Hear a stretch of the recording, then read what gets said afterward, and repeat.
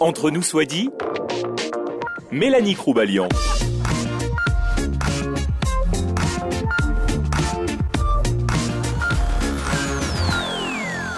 Bonjour à tous, bienvenue dans Entre nous soit dit. Comment savourez-vous le vôtre? Noir, serré, corsé, léger, mousseux, sucré, allongé, glacé?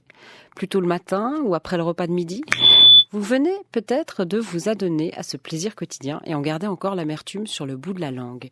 Certains aficionados le pratiquent comme une religion. Pour eux, on ne rigole pas avec le café.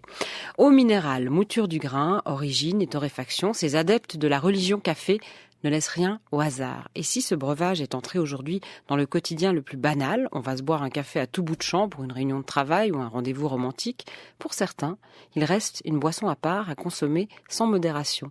Bonjour Pascal Marmet. Bonjour. On va pas faire le portrait d'une personne aujourd'hui, si ce n'est le vôtre, bien sûr, à travers ce breuvage universel que vous goûtez, vous aussi, avec plaisir. Vous venez de publier aux éditions du Rocher le roman du café, dans la collection qu'on connaît bien ici, le roman des lieux et destins magiques. Alors vous, Pascal Marmet, vous le buvez comment, votre café ? Alors moi, je le bois un petit peu allongé, ce qui n'est pas un sacrilège, puisque vous savez, on peut boire aussi des grands crus allongés. On peut les boire serrés, on peut les boire de façon normale, et on peut les boire aussi allongés. Et forcément noir, parce qu'il y a cette nouvelle mode maintenant des macchiatos, des cafés avec du lait, de la mousse, de la crème. Ah oui, bien sûr, c'est une grande mode, mais non, moi je le préfère noir en fait. Mm-hmm. Mais bon, après, c'est une question de choix, une question de goût.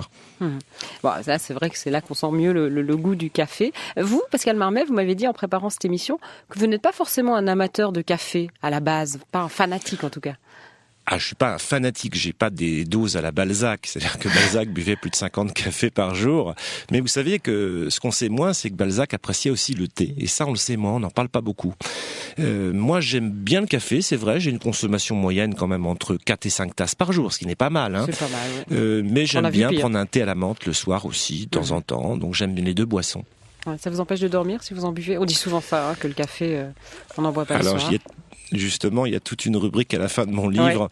Ouais. Je vous invite à... C'est pour ça que je vous pose la question. Pour les auditeurs, voilà, c'est ça, qui est la santé et le café. Vous avez une rubrique sur le café, le sommeil et l'accoutumance. Vous pouvez prendre un café 5 minutes avant d'aller dormir, vous ne risquez rien. En revanche, si vous le buvez entre 25 minutes et 4 heures avant d'aller dormir, vous ne dormez pas du tout. Sauf si vous prenez du pur Arabica. Mais si vous prenez un bon Robusta, vous n'arrivez pas à dormir de la nuit, ça c'est clair. Alors, ce livre, le roman du café, il y a des conseils pratiques comme celui-là, le café et la santé. Il y a aussi des indices, bien sûr, historiques. On apprend beaucoup sur l'histoire du café. On va essayer d'en apprendre un peu grâce à vous aujourd'hui dans cette émission. Mais c'est aussi et surtout un roman, comme son titre l'indique, un vrai roman avec un personnage principal qui s'appelle Julien, qui est aveugle et qui est grand amateur de café et torréfacteur. Comment il est né, ce Julien ?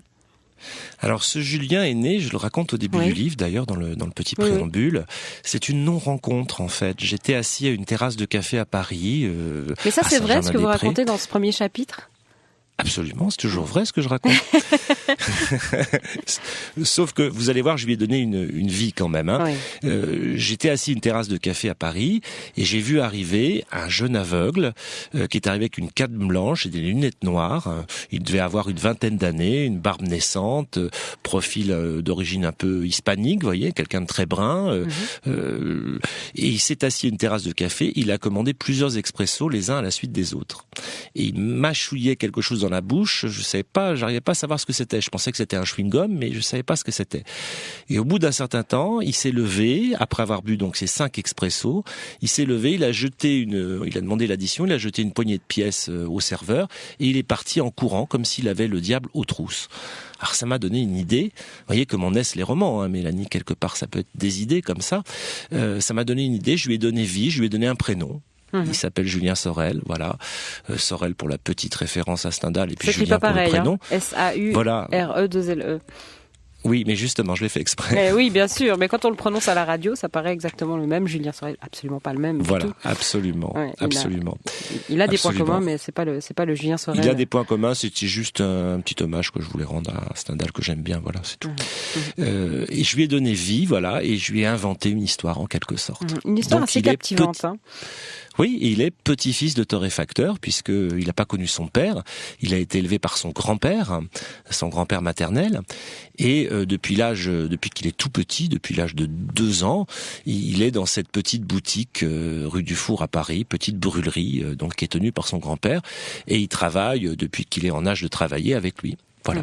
Et son handicap, évidemment, on imagine que ça exacerbe son goût pour le café. Il arrive à reconnaître très bien du café. C'est assez drôle dans le livre. Il goûte parfois des cafés. Et c'est comme les goûteurs de vin. Hein. Ils savent dire quelle année, quel cru, d'où ça vient, etc., comment il a été fait. Eh ben, Julien, alors l'année peut-être pas, mais oui, effectivement, tout le reste, oui, absolument, vous avez tout à fait raison. Le café, il y a beaucoup de parallèles avec le vin. Vous savez qu'il existe dans le monde, il a été recensé plus de 400 grands crus différents de café, donc c'est incroyable. Hein. Donc oui, il y a toute une cérémonie, il y a les dégustations à l'aveugle, comme on dit, hein, pour faire un parallèle avec Julien, avec des petits crachoirs, etc. Ils recrachent le café parce qu'ils peuvent en goûter plus de 50 crus différents. Donc, vous voyez ce que je veux dire. Avec des goûts très différents. Donc du petit café qu'on boit au bar du coin aux différents cafés qu'on peut déguster, il y a un grand pas. On va parler de toutes ces formes de café. Vous êtes écrivain, Pascal Marmet, vous avez publié dans la même collection, vous avez publié le roman du parfum. Donc vous parliez de l'histoire du parfum, et puis puis plusieurs autres romans. J'en ai 3 là ici. Il y a longtemps, À la folie, et si tu savais, c'est paru dans d'autres éditions. France Empire, Béatrice Ortega, ça c'est le nom des éditions. Là, on va se concentrer aujourd'hui sur le café. Vous reviendrez pour nous parler d'autres choses, mais on va se concentrer sur vous aussi, plaisir. Parce que vous avez une relation très étroite avec le café, on va le voir. Vous le vivez tous les jours. Et puis, on va essayer aussi d'apprendre, je le disais, des choses sur le café, de faire le portrait, au fond, de cette boisson quotidienne, aujourd'hui, devenue presque banale, qu'est le café. Pas si banal que ça. On va voir. Je vous souhaite la bienvenue, Pascal Marmet. Merci.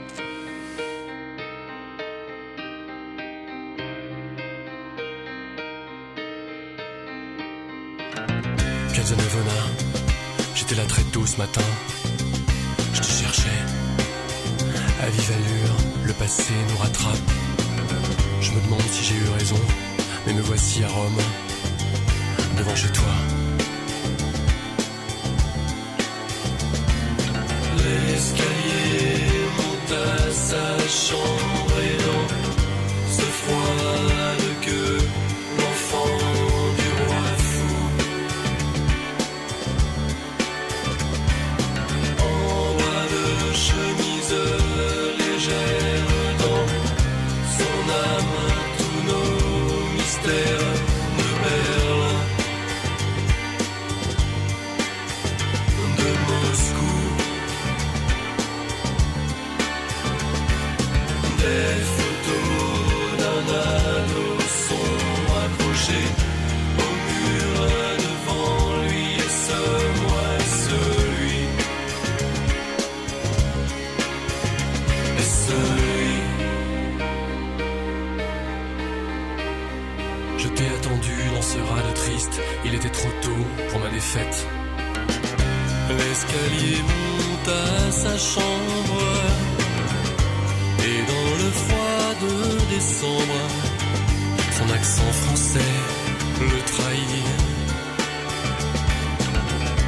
En bras de chemise légère, dans ses yeux tous nos mystères, de Marseille à Paris.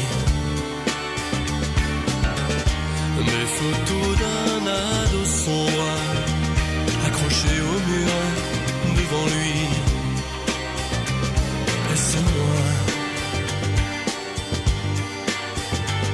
Est-ce lui?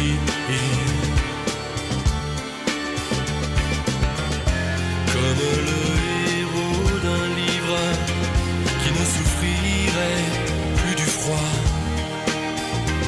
l'homme qui marche devant moi. Est-ce moi?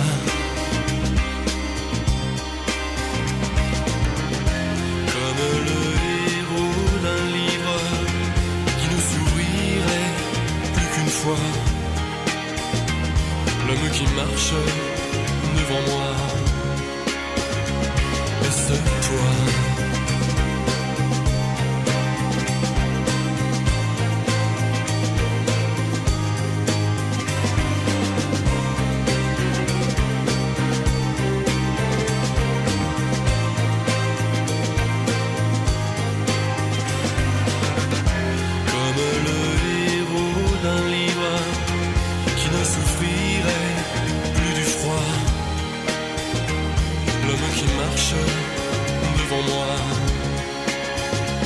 Est-ce toi?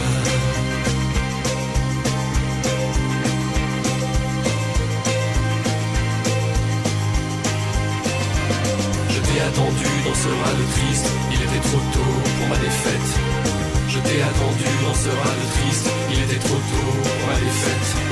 Je t'ai attendu dans ce râle triste, il était trop tôt pour ma défaite. Je t'ai attendu dans ce râle triste, il était trop tôt pour ma défaite. Ça, c'était Étienne Dao, l'homme qui marche, pour commencer cette émission avec vous, Pascal Marmet. On parle café, le roman du café, vous l'avez publié aux éditions du Rocher. En écoutant cette chanson, j'ai feuilleté avec plaisir, encore une fois, ce roman du café que vous avez écrit. Parce que devant chaque chapitre, vous mettez une citation en exergue. Je vais en citer quelques-unes là maintenant. Il y a Alphonse Allais, très drôle, qui dit « Le café est un breuvage qui fait dormir quand on n'en prend pas. » Et vous le sous-titrez « L'auteur le plus cyniquement drôle de tous les temps ». Il y avait Balzac, que vous mentionniez tout à l'heure, grand consommateur de café, qui disait « Le café est le parlement du peuple ». Et vous dites « Il faudrait relire la comédie humaine dans un salon privé du Procope ». On y reviendra à ce café historique qu'est le Procope à Paris. Paul Morand, écrivain et diplomate français, qui disait « Par le thé, l'Orient pénètre dans les salons bourgeois. Par le café, il pénètre dans les cerveaux. » Eh oui. Ça, c'est pour la grande querelle entre buveurs de thé et buveurs de café. Parce qu'il y a souvent deux camps. Hein. Oh, on peut être les deux, vous savez. Moi, je suis un peu les deux, et vous aussi, je crois. Oui, absolument. C'est voilà. vrai, je vous ai confié ça en préparant l'émission au téléphone. Café plus thé, les deux avec des fonctions parfois un peu différentes, ma foi. Mais ça réveille quand même, un thé ou un café. Comme disait la pub pour le thé, « Picks you up and never lets you down » en anglais. Revenons à nos moutons, ou plutôt à notre café. Je vais vous faire écouter une première archive sur le café. Écoutez ça. Oui. Toute l'année, il faut ramasser les grains de café, parce que quand il devient mûr, il faut les ramasser tout de suite, sans ça, il se perd. Et alors, cette récolte est très difficile, et il faut avoir beaucoup de gens qui travaillent en même temps. Et le procès du café, pour obtenir le café exportable, disons, est très long et très, très difficile à faire. Oui, on m'a dit que le meilleur café était réservé à l'exportation. Je dois dire que j'ai été surpris de constater que le café, ici à Bogota, n'était guère meilleur que celui qu'on pouvait boire en Suisse. Et moins bon, en tout cas, que celui qu'on boit en Italie. Oui, naturellement, le bon café, on le réserve à l'exportation, puisque c'est l'industrie nationale. L'industrie nationale. Mais ça dépend aussi comment est-ce qu'on prépare le café. Dans les lieux où on donne beaucoup de café, ils ne se font pas beaucoup de la peine comment le préparer. Mais quand on prépare vraiment le café soigneusement, alors il est très très bon. Alors, cette archive date de 1965, figurez-vous, elle vient de loin, on parle de Colombie. C'est le docteur Gempeler qui parlait, que vous connaissez certainement, Pascal Marmet. Oui, de nom, mais je ne l'ai pas rencontré personnellement. Voilà, et qui parle justement de la culture du café en Colombie, puisqu'il y était à l'époque. Ça nous amène justement à parler de l'origine du café, au fond, d'où il vient. Sûr. Et l'arbre à $, comme on dit parfois. Voilà, l'arbre à $. Mais je vais juste vous dire quelque chose sur la Colombie, parce que c'est très important. Moi, je suis allé en Colombie, et la Colombie est un pays producteur de café. Je crois que c'est le 3e ou 4e producteur au monde. Le premier étant le Brésil, et depuis peu, le Vietnam en 2e position. Mais pour les récoltes, par exemple, au Brésil, on récolte le café de mai à septembre. En Afrique, on le récolte de novembre à avril. En Australie, on produit du café de juin à juillet, et toute l'année en Colombie. C'est-à-dire qu'en Colombie, c'est le seul pays au monde où on récolte pratiquement du café toute l'année. C'est incroyable, non ? Ah oui, c'est dingue, mais c'est dû à quoi ça, Pascal Marmet ? C'est dû à la culture colombienne profondément ancrée dans les mœurs, et le café représente la moitié des ressources d'un pays comme la Colombie. Vous voyez, c'est énorme, la culture du café en Colombie. On parlait aussi là dans cette archive de la préparation du café. Hein, l'intervieweur disait oui, mais ça dépend aussi comment on le prépare. Hein. On le prépare, il est pas aussi bon ici en Colombie qu'en Italie, par exemple. Y a aussi quelque chose ça dépend, parce que oui, les Italiens sont les champions, toute catégorie de la torréfaction. On est d'accord. Hein. Là-dessus, l'Italie, c'est une religion. Le café pour eux, c'est une religion. Mais il suffit de prendre la route quand on est en Suisse. On n'est pas très loin de passer la frontière et d'aller boire le premier café dans le premier resto-route pour voir que c'est un café très différent de celui qu'on peut consommer chez nous. Oui, mais alors après, c'est une question de goût. C'est vrai que les Italiens l'aiment bien serré, ristretto, comme ils disent. Nous, on l'aime plutôt expresso, et les Américains le boivent à l'américaine, c'est-à-dire avec énormément d'eau. Voilà, avec énormément d'eau. Mais eux l'aiment comme ça. Vous voyez, c'est une question. Après, c'est une question de goût. Nous, on peut dire qu'il est pas bon, mais eux le trouvent bon puisqu'ils déjeunent avec. Oui. Que nous, on le boit plutôt le matin. On le boit plutôt comme un carburant pour nous réveiller, pour nous dynamiser. Vous voyez.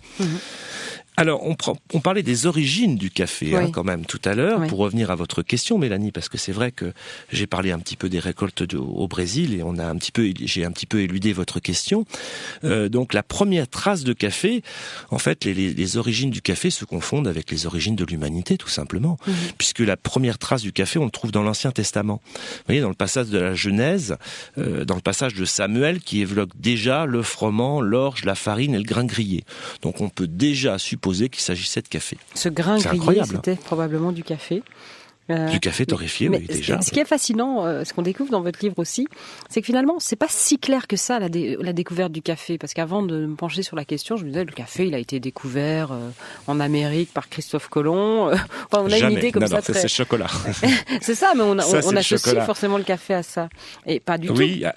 Alors non, pas du tout. En fait, les historiens, ils perdent leur latin, si je peux dire là-dessus, parce que on arrive difficilement à dater l'histoire du café. Ce qu'on peut dire, c'est que la première mention du café, c'est un médecin persan du 9e siècle qui s'appelait Rhazès, qui en fait mention. Et ensuite, la deuxième mention, c'est Avicenne. Avicenne Ibn Sina, un savant du 11e siècle, qui décrit déjà dans un livre les effets du breuvage sur l'appareil digestif. Donc là, déjà, on a une mention écrite. Vous voyez. Et ensuite, au XVe siècle, le café est né en fait en Éthiopie, qui s'appelait l'Abyssinie. Et puis après, il a traversé la mer Rouge, voilà, et puis il est allé au Yémen, etc. Et puis après, il a été utilisé par une secte soufie qui l'a utilisé pour soutenir leur attention dans la prière. Voilà. Et il est arrivé à la Mecque. Ce qui est assez fascinant aussi, quand on regarde l'histoire du café que vous racontez dans votre livre, Pascal Marmet, c'est que c'est une série de vols. Il y a beaucoup de voleurs de grains de café, au fond. Ah oui, vous savez, le café, c'est une histoire de voleurs. Ils volent des plants pour les transplanter en Inde, et puis après, ça marche pas, donc il est ramené après en France. L'histoire aussi de France, c'est intéressant avec le café, avec ce fameux passage sur Louis XIV. Racontez-nous. Enfin, c'est vrai que le café, c'est une histoire de voleurs. Non, mais c'est vrai, parce que alors il y a aussi un Brésilien qui échange des faveurs contre des grains de café. Donc la femme de l'ambassadeur lui glisse des grains de café dans sa poche. Absolument. Mon mari veut pas c'est vous les amusant donner, ce détail. C'est très drôle, parce qu'après il repart avec ses grains de café.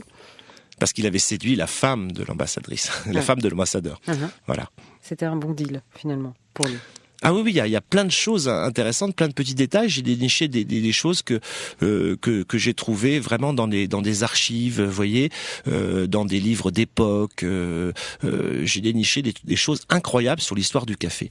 Qui au début était considéré comme un médicament. Vous avez mentionné Avicenne, qui était un médecin finalement, qui disait le café, ça sert à ça. C'était pas une boisson pour le plaisir à l'époque. Bien sûr, Avicenne était philosophe, mais médecin également, écrivain. Il avait noté ça, et en fait, on vendait le café, était vendu chez les apothicaires.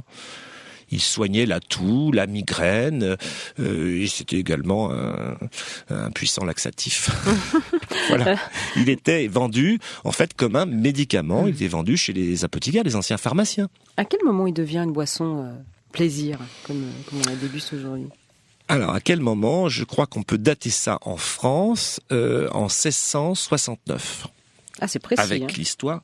Ah oui, c'est très précis, puisque c'est l'histoire de l'ambassadeur Aga Soliman Raka, qui en 1669 visite donc le roi de France Louis XIV, et il essaye de proposer à Louis XIV le café. Et en fait, donc Louis XIV, évidemment, prit ça au début comme une fête. Il rassembla ses meilleurs couturiers. Il ordonna qu'on le parte de diamants rares.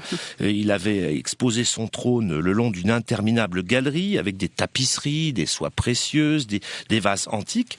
Et l'ambassadeur, lui, en fait, arriva à la cour du roi sans serviteur et vêtu d'une simple robe de marchand. Et il ne se prosterna pas devant le roi, il inclina seulement la tête et croisa les mains sur sa poitrine. Alors ça, Louis XIV n'a pas tellement supporté. Aimé, ouais. Il a pris ça comme une offense. Alors, le grand ambassadeur, qui était envoyé quand même par le sultan de Turquie, le grand ambassadeur présenta la lettre écrite par son maître Mohamed IV et l'attendit au roi. Et le roi n'a même pas lu la lettre et a demandé à un lecteur de la lire pour lui. Donc déjà, c'était mal parti entre deux. Ça s'est plutôt mal passé. Les relations diplomatiques étaient tendues, oui, on va dire ça comme ça. Les relations diplomatiques étaient très tendues entre les deux personnages. Soliman lui adressa un regard noir. Parce que Louis XIV ne s'était pas levé quand il lui a amené la lettre, et Louis XIV effectivement releva un sourcil furieux et coupa court à l'entrevue. Et le roi ne se fut pas conquis par le café parce qu'en fait il préférait le chocolat des Amériques, justement. Mais alors par la suite, sur la petite histoire de Louis XIV, c'est très intéressant, c'est que ce grand ambassadeur acheta une belle propriété aux alentours de Paris. Et puis, comme il avait un café délicieux, tous les nobles de la cour et toutes les princesses de sang venaient goûter le café chez ce grand ambassadeur. Et puis voilà, quoi. Et donc le café était pratiquement entré dans les mœurs. C'est comme ça qu'il est devenu populaire, enfin. C'est comme ça qu'il est devenu populaire. En France. Donc on parle de 1669. Après, il y a eu la foire de Saint-Germain en 1672, et vous avez un Arménien qui s'appelait Aroukian, de ce prénom. Aroukian, c'est son nom, Pascal c'est comme vous. Ouais. Pascal Aroukian, comme moi, qui a ouvert son premier café à Paris en 1672 à la foire de Saint-Germain. Voilà. On y reviendra à ce Pascal Aroukian. Et puis à tous les cafés qui ont ouvert ensuite en France. Mais je voudrais qu'on revienne aux origines du café, parce qu'il y a aussi toute une mythologie autour de ce café. Il y a ce petit chevrier, Caldi, qui serait censé avoir découvert le café. Julien raconte, d'ailleurs, le héros du livre raconte cette histoire à sa copine Johanna. Très belle légende, ça, celle de Caldi, ce jeune adolescent qui était flûtiste et chevrier, qui gardait un troupeau de chèvres sur les hauts plateaux du Yémen. Et les chèvres n'arrivaient pas à dormir de la nuit parce qu'elles avaient mangé des cerisettes, parce qu'on appelle ça des cerisettes. Ces grains qui sont rouges, à l'origine. Voilà, comme des cerisettes, en fait. Quand elles sont mûres, elles sont rouges, et quand elles sont pas mûres, elles sont vertes. Vous voyez, ça fait un peu comme des cerises. Mais ça a la forme plutôt d'une olive. Vous voyez, c'est plus petit qu'une cerise, on dirait une olive. Et la fleur de café est intéressante aussi. Moi, je suis allé en Colombie. La fleur de café, c'est comme une orchidée, donc c'est magnifique à voir. C'est très beau. On en voit des photos d'ailleurs dans votre livre. Au milieu du livre, il y a toute une série de photos de cerisettes et de fleurs. Et de vous aussi, c'est des photos Voilà, c'est des photos que j'ai faites en Colombie chez mon ami Philippe Combesco. Si on a le temps, je vous raconterai son histoire tout à l'heure. Mais racontez-la maintenant, dites-moi. Je peux la raconter. On reviendra à Caldi après, vous savez, nous sommes... Voilà, on reviendra à Caldi après, alors, d'accord. Nous sommes dans les mille et une nuits, on fait des digressions. Voilà, Philippe Combesco était quelqu'un c'est un Français, mais il vivait à Bruxelles. Il travaillait à la Communauté européenne à Bruxelles. Il s'occupait des pays en guerre et en difficulté. Donc il avait une très bonne place à Bruxelles. Et du jour au lendemain, il avait 53 ans. Ça se passait en 2003. Du jour au lendemain, il a tout quitté. Il a vendu sa maison à Bruxelles, son appartement de Paris. Et il est parti s'installer en Colombie. Il a acheté une propriété qui était pratiquement abandonnée parce qu'il y avait eu un séisme là-bas en 2003 qui était à moitié détruite. Et puis sur les hauts plateaux très loin de Bogota, à 570 km de Bogota, sur les plateaux de Popayan. Et il a tout vendu et il est parti s'installer là-bas. Il a acheté 25 hectares en friche et il a planté que des grands crus de café. Donc c'est incroyable. Il est parti avec sa maman qui avait 80 ans à l'époque. Je l'ai revu l'année dernière. Sa maman a 90 ans, lui 63 ans. Il est toujours là-bas et il cultive que des grands crus de café. C'est absolument incroyable. Et il n'a aucun regret. Il n'a absolument aucun regret d'avoir quitté l'Europe. Revenons à Caldi, Pascal Marmet, après cette jolie digression histoire actuelle. Alors cette fois, on va revenir à Caldi, le mythe. Donc ces chèvres mangeaient des cerisettes de café, qu'on peut voir en photo dans votre livre, qui sont des cerisettes qu'on peut voir chez votre ami en Colombie. Voilà. Elles ne pouvaient pas dormir. Les chèvres n'arrivaient pas à dormir, elles dansaient, elles caracolaient, etc. Et il s'est quand même posé la question, pourquoi ? Et il a remarqué qu'elles avaient mangé les cerisettes de ce fameux arbre. Il ne savait pas que c'était un caféier. Il en a goûté lui aussi, et il a joué de la flûte toute la nuit, il n'a pas arrivé à dormir non plus. Donc il s'est posé la question, et en revenant, il a ramené ces cerisettes chez ses amis moines. Et il pensait qu'il était maître du monde, qu'il avait découvert un trésor, et pour le remercier, lui donnèrent un bonbon à la réglisse. Voilà. Ça, c'est pour la légende du café. Voilà, c'est pour la légende. C'est une légende qui se passe en 850 après Jésus-Christ, et elle est toujours ancrée. Moi, je suis allé visiter, je sais pas combien de torréfacteurs. À chaque fois, ils me racontent cette légende, et ça m'amuse parce que exactement, sous les hauts plateaux du Yémen. Voilà. Ça, c'est pour le mythe du café, parce que c'est très beau d'avoir c'est un mythe, oui, c'est une légende. Elle varie selon les religions. Vous voyez, on parle de monastère quand c'est la religion catholique. On parle quand c'est d'autres religions. On oublie le monastère. Enfin, vous voyez, c'est assez amusant. Oui. Les légendes comme il se doit, avec toutes leurs variantes. Alors, on était en Colombie, le Yémen avec Kaldi. Je vous propose d'aller maintenant au Brésil, parce que c'est un autre pays de café, avec le trio Esperanza, Blackbird.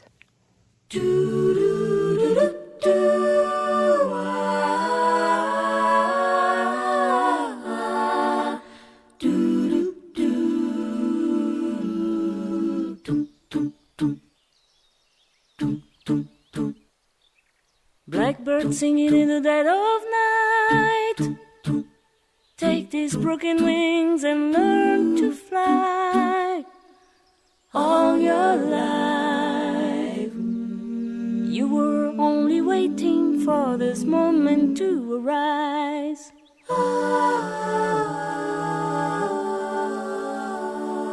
Blackbird singing in the dead of night. Take these sunken eyes and learn to see. All your life you were only waiting for this moment to be free. Blackbird fly, blackbird fly, into the night of the dark black night.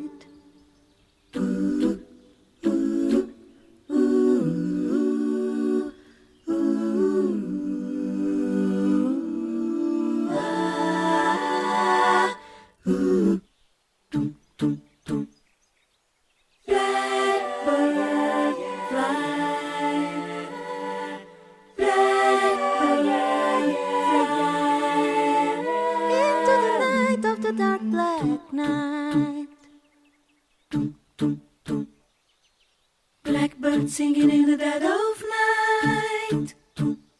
Take these broken wings and learn to fly.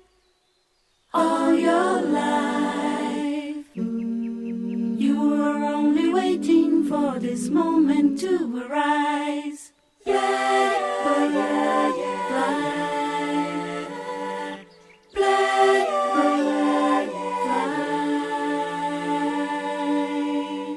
Alors vous avez peut-être pas reconnu, mais c'était une reprise des Beatles, Blackbird, par ce trio, ce trio de jeunes femmes brésiliennes, justement, qui font des chansons comme ça a cappella, absolument splendides. C'est Karine Vouillamo qui l'a choisi pour nous et pour vous, Pascal Marmet. Formidable, on la remercierait. Oui. On va revenir maintenant en France. On parle café, on parle aussi du lieu au café. Bien sûr. Ce qu'il y a de merveilleux dans les cafés français, je dirais là que c'est encore une façon de faire l'éloge de l'indirect, c'est qu'au fond, il faut bien s'accorder sur ce fait que les Français vont au café pas du tout pour boire. Ils y vont pour parler. C'est un fait historique qui est bien connu, je veux dire, ça existe même. On va au café, au fond, on se moque tout à fait de ce qu'on va commander. La plupart du temps, c'est une sorte de, comment dirais-je, de pure formalité. On commande par soustraction ce qu'il vous est le plus indifférent de boire. En réalité, c'est un lieu, effectivement, semi-public, semi-privé, qui permet un enfermement dans la conversation, mais à travers une espèce d'espace sonore assez riche et qui est très ouvert, n'est-ce pas, et qui je dirais, intimise la conversation sans l'intérioriser, n'est-ce pas ? Je crois que ça devrait être mis en rapport d'ailleurs avec les caractères traditionnels, disons, de ce qu'on appelait autrefois l'esprit français. Au fond, ce sont des lieux pour moralistes, les cafés. Intellectuel tout ça, hein. C'est Roland Barthes, bien sûr, vous avez peut-être reconnu sa voix, Pascal Marmet, en 1977, grand amateur des cafés en France. Qu'est-ce que vous pensez de ce qu'il vient de dire ? Il a tout à fait raison. Pour aujourd'hui, c'est vrai, c'est un petit peu, peu importe ce qu'on boit, on y va aussi pour être. Moi, j'aime bien travailler dans les cafés, vous savez. Oui. Il y avait cette histoire que je vous ai racontée au début de l'émission, là, sur ce jeune Julien, en fait, qui est une non-rencontre. Mais ça m'arrive souvent, ça. J'aime bien. Souvent, je m'assois à une terrasse de café et je regarde les gens. Ça m'inspire pour écrire des romans. Mmh. Ça vous donne une idée à la seconde. Voilà, mais peu importe mais peu importe, je peux boire un café ou un thé. Vous voyez, ça n'a pas tellement d'importance en fait. J'y vais aussi pour l'ambiance. Il se passe dans les cafés de drôles de choses. En fait, c'est la vraie vie. Voyez, que quand on écrit à la maison ou on n'a pas ça. Voyez, moi j'habite donc dans le sud de la France, à Saint-Laurent-du-Var, j'ai un appartement. Mes parents habitent à la campagne, à 100 km dans le Var, et souvent le matin, par exemple, je me lève tôt et je marche jusqu'au village, je fais 5 km de marche pour aller boire juste un café dans un café. Dans le café du village. Voilà, dans le café du village. Et là, il se passe de drôles de choses. Les gens y parlent de la pluie, du beau temps. Et parfois, on a des idées pour écrire un livre. Voilà, c'est comme ça que naissent les histoires. On connaît bien les brefs de comptoir de Jean-Marie Gouriot aussi, qui était venu nous rendre visite dans cette émission. Absolument. Il se dit beaucoup de choses dans les cafés. Et oui, il parle, il se passe des choses dans les cafés. C'est ça qui est important. Le café, c'est le parlement du peuple, comme disait Balzac. Vous avez un café préféré, vous, Pascal Marmet ? Un café préféré. Alors je suis allé au Procope il y a pas tellement longtemps. Et en fait, j'étais un peu déçu parce que je voulais retrouver l'ambiance mythique du Procope et c'est devenu un restaurant et on peut même pas prendre un café au bar, c'est un peu dommage. Mais sinon, j'aime bien le café de la Paix, oui, à Paris. J'aime bien les Deux Magots, j'aime bien le Flore parce qu'ils servent encore à l'ancienne. Vous voyez ce que je veux dire ? C'est-à-dire que quand vous commandez par exemple un pastis, ils vous amènent carrément la bouteille. Et ça, c'est absolument, ça se fait plus du tout en France. C'est un peu dommage. Les cafés parisiens, comme on les aime, nous, on en a moins. Ici, évidemment, c'est un peu différent suivant chaque pays. D'ailleurs, vous faites à la fin du livre la liste des manières de boire le café. Cette fois, la boisson café suivant les pays. Alors, vous dites en Suisse avec du kirsch, parfois. C'est vrai. Parfois, je tiens. Mais pas toujours. Pas toujours. Oui, heureusement. Pas toujours, bien sûr. Vu le nombre de cafés qu'on boit par jour, ce sera un petit peu compliqué. Donc, vous parliez de ce café ouvert par l'Arménien, Pascal. Ah oui, ça. Et puis, voilà, et qui a précédé, en fait, ce Procope dont vous parliez, dont on dit souvent que c'est le premier café à Paris. J'aimerais lire quand même... c'est totalement faux. Ouais, alors d'abord, il y a eu racontez-nous l'histoire de ce Pascal Aroukian qui a créé le premier café à Paris. La maison de Calva. Alors en fait, c'est à la suite, en 1669, à la suite de la visite de l'ambassadeur Aga Soliman Raka à Louis XIV. Donc cet Arménien, qui s'appelait donc Pascal Aroukian, a eu l'idée d'ouvrir un premier débit de café à Marseille. En 1669. Puis, 3 ans après, comme il a vu que ça marchait beaucoup, en 1672, il y avait la foire de Saint-Germain à Paris. Donc, il a eu l'idée d'ouvrir un deuxième débit de café. Et il a été, en quelque sorte, précurseur, parce qu'il est arrivé bien avant le Procope. Vous voyez, le Procope, c'est 1684. Puis après, ils ont déménagé en 1686. Ils sont installés rue de l'Ancienne Comédie. Mais il est arrivé 13 ans avant le Procope. Donc, il était précurseur. Et puis Procope, il a changé quand même quelque chose. Oui, c'est ça, il faut lui rendre hommage. Puis en même temps, Procopio, ce jeune Francesco Procopio del Coltelli, c'est comme ça qu'il s'appelle. Encore en italien. Voilà, venant de Palerme. Encore en italien. Oui, comme quoi les Italiens sont quand même bons pour faire le café, il faut le dire. Et c'est partout. Alors il débarque et il change un petit peu quand même le concept installé par cet Arménien. Et je vais lire un extrait de votre livre là pour raconter ça, parce que vous le racontez très bien. Vous racontez ça, enfin c'est Julien qui le raconte à son ami Johanna, Julien le héros du livre. Le jeune Lou Procopio débarque à Paris à l'âge de 22 ans et débute comme simple garçon à la commission. L'ambitieux comprend qu'associer le café et le tralala arabo-mystico est une erreur qui ne fera pas long feu. Il suppose aussi que de servir un infâme café au vague goût de caféine est un suicide à court terme. Une nuit, un ami valet lui rapporte un café moulu et un sorbet subtilisé dans les cuisines de Soliman Aga juste avant son départ définitif pour Constantinople. Le breuvage est une merveille et le coulis de glace un enchantement pour les papilles.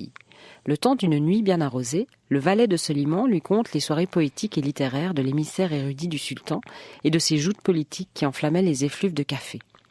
Le lendemain, le jeune monsieur Procopio claque la porte des turqueries de son employeur et cherche un lieu proche de l'intelligentsia.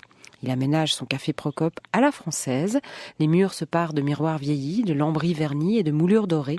On accroche des lustres en cristal, on installe des tables rondes et des fauteuils confortables. Et au centre, un poêle réchauffe l'atmosphère campagne française, comme le réclame le bon goût. Et voilà, le café d'aujourd'hui est né, finalement. C'est plus ces cafés un peu orientaux avec des divans et des soieries, mais c'est un café avec des beaux lustres et des belles tapisseries au mur. Oui, bien sûr, parce que ce qu'on sait moins, c'est que ce monsieur Procopio avait travaillé chez Pascal Aroukian. Vous voyez ? Donc il avait déjà l'idée de monter un café, mais il voulait changer tout ça. Il voulait faire un vrai café à la française. Vous voyez ce que je veux dire ? Et plus du tout à la turque. Comme on en trouve d'ailleurs aujourd'hui, cette description que je viens de lire me fait penser au café Florian, le célèbre café Florian à Venise. Ah bah oui, c'est un des plus anciens cafés d'Europe aussi, celui-là à Venise. En 1683, il y a eu le premier café italien qui est inauguré à Venise, mais très vite, il y a eu en 1720, il y a eu le café Florian qui existe toujours. Qui existe toujours, et c'était un café extraordinaire, le café Florian. Casanova, Proust, Madame de Staël, Musset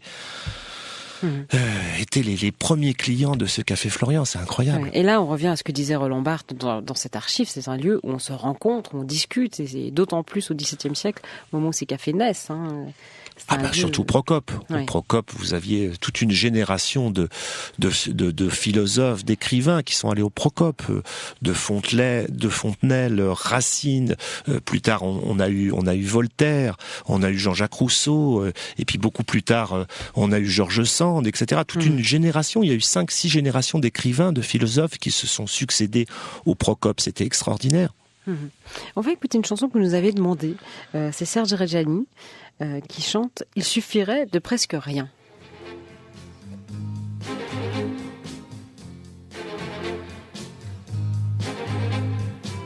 Il suffirait de presque rien, peut-être 10 années de moins pour que je te dise je t'aime. Que je te prenne par la main pour t'emmener à Saint-Germain, t'offrir un autre café crème. Mais pourquoi faire du cinéma, fillette? Allons, regarde-moi et vois les rides qui nous séparent. À quoi bon jouer la comédie du vieil amant qui rajeunit? Toi-même ferais semblant d'y croire. Vraiment, de quoi aurions-nous l'air? J'entends déjà les commentaires. Elle est jolie, comment peut-il encore lui plaire? Elle au printemps, lui en hiver. Il suffirait de presque rien, pourtant personne, tu le sais bien, ne repasse par sa jeunesse. Ne sois pas stupide et comprends, si j'avais comme toi 20 ans, je te couvrirais de promesses. Allons bon, voilà ton sourire qui tourne à l'eau et qui chavire, je ne veux pas que tu sois triste. Imagine ta vie demain, tout à côté d'un clown en train de faire son dernier tour de piste.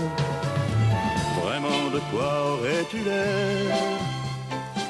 J'entends déjà les commentaires. Elle est jolie, comment peut-il encore lui plaire? Elle au printemps, lui en hiver. C'est un autre que moi demain qui t'emmènera à Saint-Germain prendre le premier café crème. Il suffisait de presque rien, peut-être 10 années de moins, pour que je te dise je t'aime.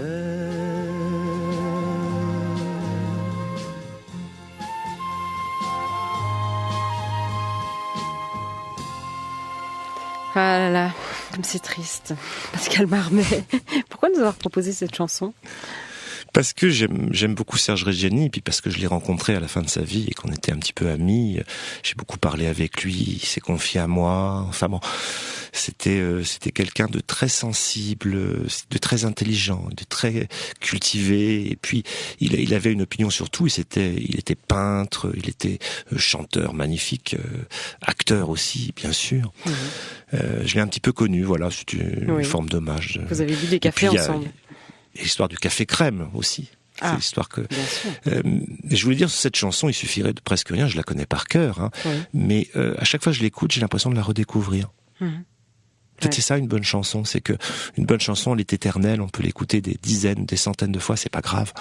On a toujours l'impression de la redécouvrir, et ça me fait ça avec Serge Reggiani sur plusieurs de ses textes.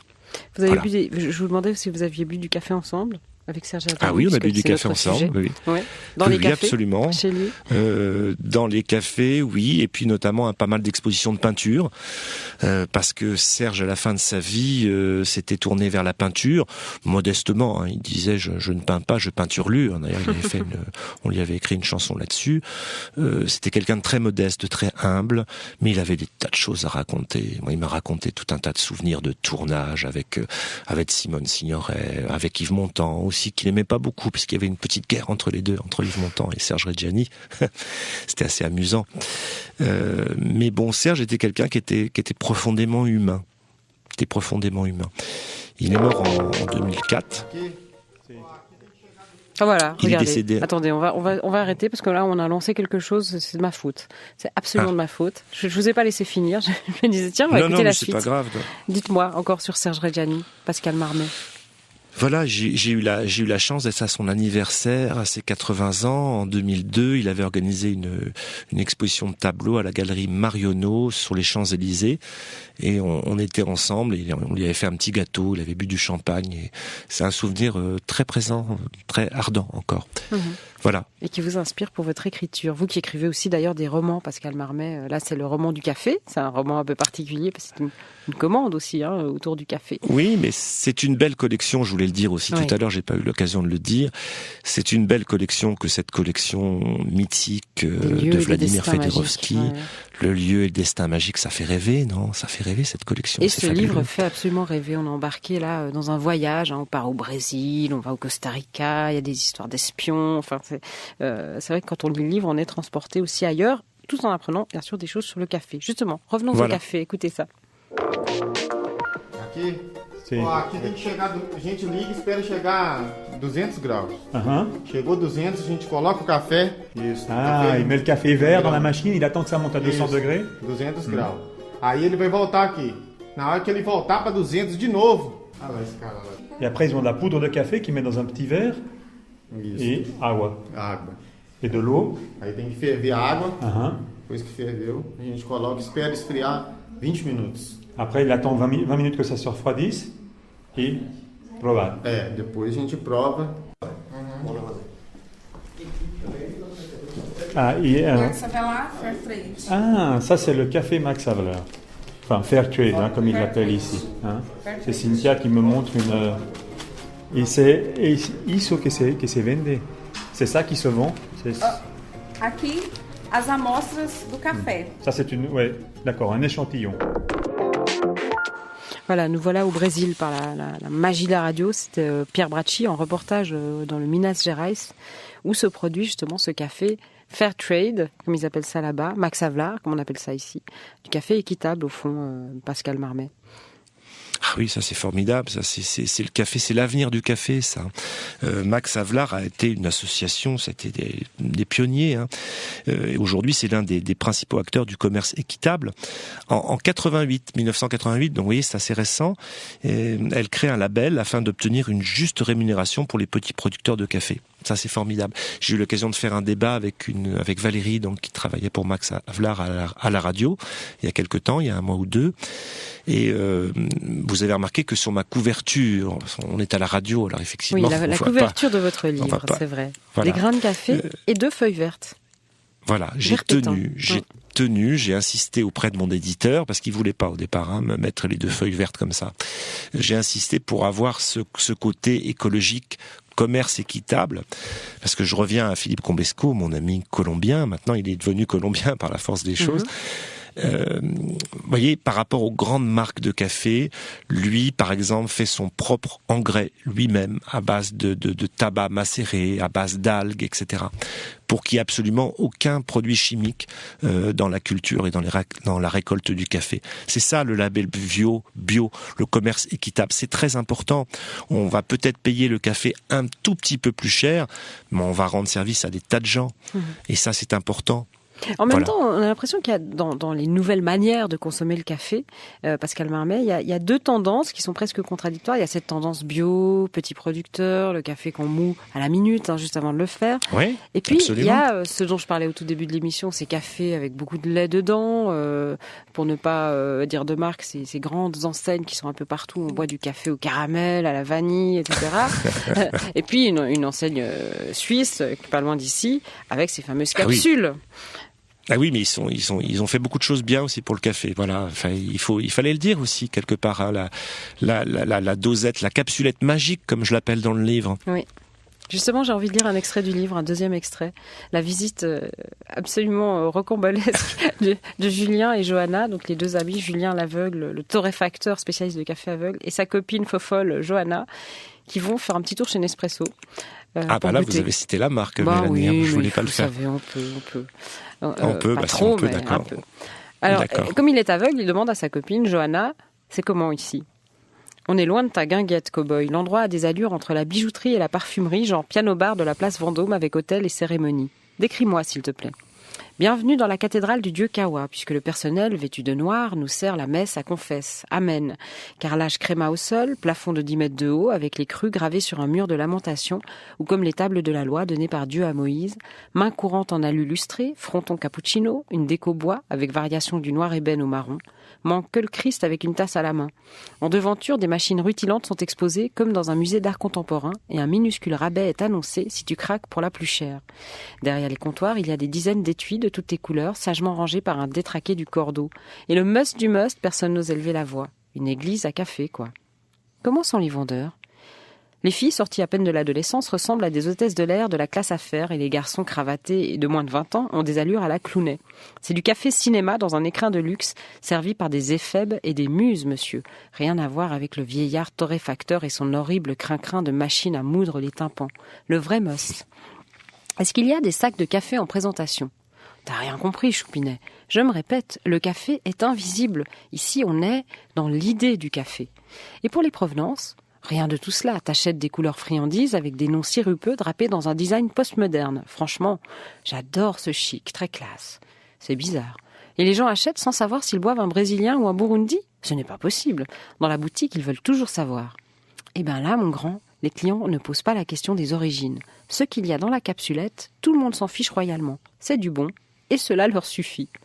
Voilà, puis après, alors on assiste à la dégustation et puis les questions posées par Julien à l'hôtesse, qui lui demande « Et d'où vient le café, mademoiselle ?» Elle lui dit « De la capsule. Je veux dire, de quel pays ? Colombie, Afrique ou Brésil, pure origine, les meilleurs grains sont sélectionnés par nos nez et vous retrouvez souvent plusieurs continents dans nos créations. In fine, l'important est le résultat et non plus la provenance. Et quel est le prix au kilo ? Mais monsieur, jamais personne ne pose cette question et je n'en ai aucune idée. Heureusement qu'on ne pose pas cette question, parce que c'est un café qui est aussi assez cher, ce café en capsulette. Mais vous pouvez aller dans une boutique et puis poser la question, vous verrez, vous répondront exactement ce que j'ai écrit parce que j'y suis allé et j'ai posé ces questions.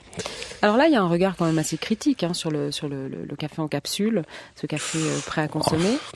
Et en même temps, critique, oui. Pas trop. Voilà. Non, mais c'est-à-dire que Nespresso, quand même, le génie de Nespresso, de Nestlé, c'est d'avoir inventé déjà cette capsulette en 1976, donc bien avant tout le monde. C'est Eric Fabre, un ingénieur de chez Nestlé, qui a inventé ça. Et comme le monde n'était pas prêt, puisqu'à l'époque on était encore au café soluble, ils ont mis ça dans leur coffre-fort, et ils l'ont ressorti au bon moment. Ils ont créé Nespresso.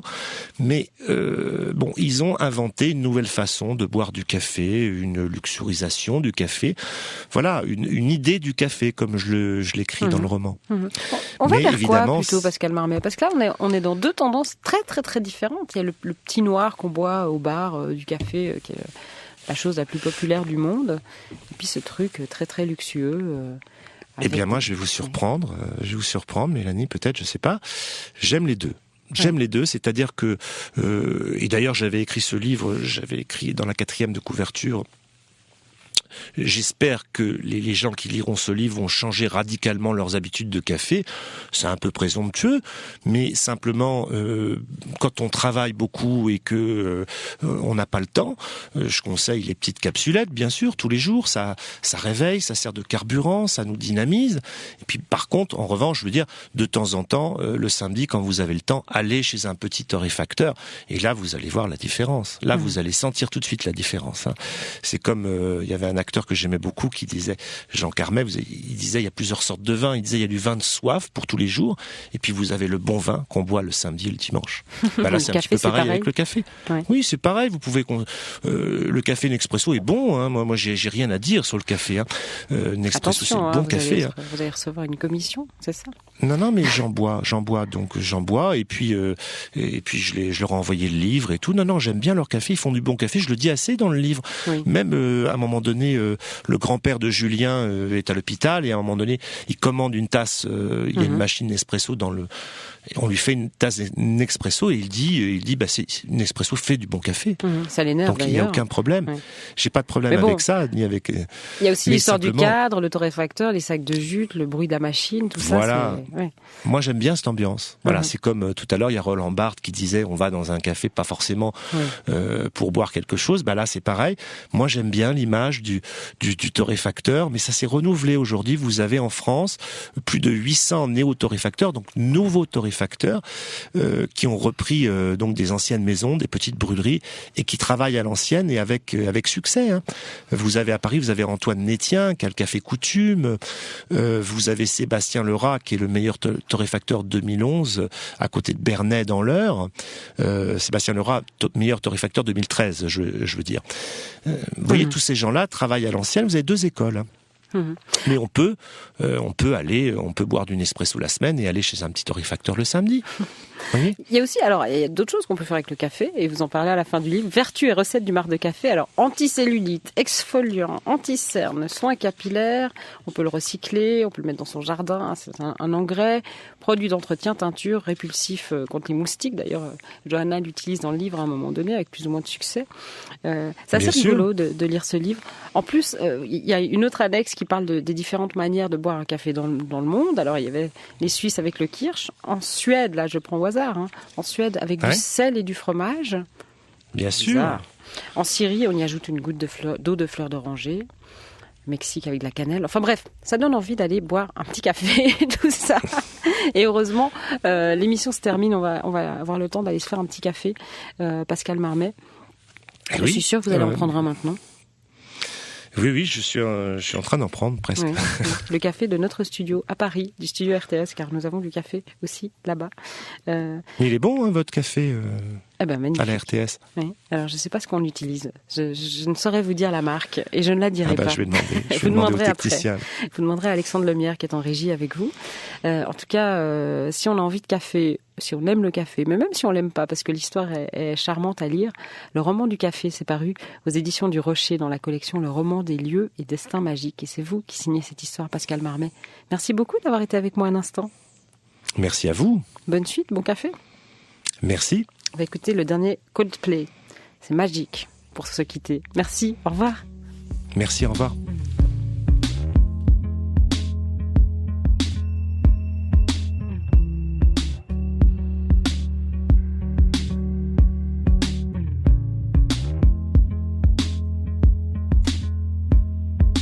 Call it magic. Call it true. Call it magic.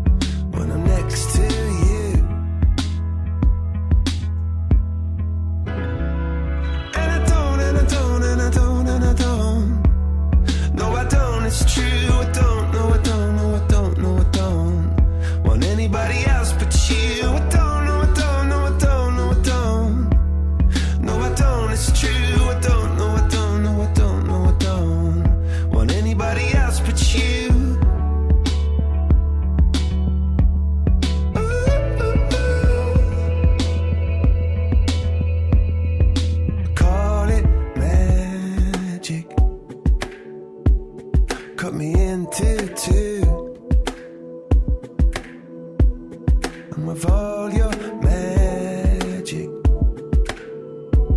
I disappear from view. Magic, ça c'est Coldplay pour terminer cette émission. C'est un choix de Karine Vouillamo, notre programmatrice musicale aujourd'hui, et on l'en remercie.